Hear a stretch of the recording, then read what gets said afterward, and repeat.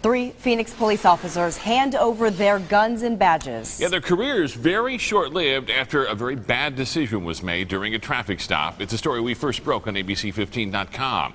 ABC 15's Navita Fergani is joining us live. And Navita, this one's really hard to believe.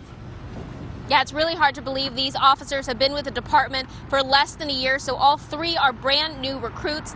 They made a deal with a guy during a traffic stop, and it's a decision that will cost them their badges. The allegations against these former officers are compelling, appalling, and extremely unprofessional.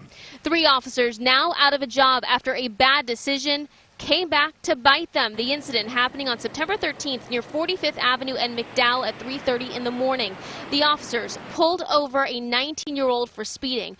During the stop, they found a gram of weed and a gun in the car. Officers cited him for the traffic violations, but then they wanted to address the drugs. The man claimed he had a medical marijuana card, but as of right now, that can't be proven. So the officers cut him a deal.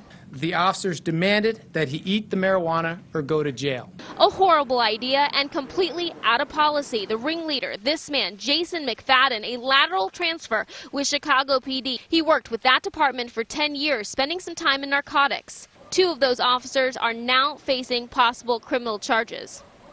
Now, the 3rd officer that was involved, he's not facing any criminal charges because he was just a witness. All of their cases are going to be sent to AZ Post for review, so their certification can be taken away permanently. Coming up at 6, I'm going to tell you why it took so long for this case to get looked at and why a lieutenant is now demoted because of it. Back to you guys. And certainly the chief taking some very swift action here. Thanks so much, Navita.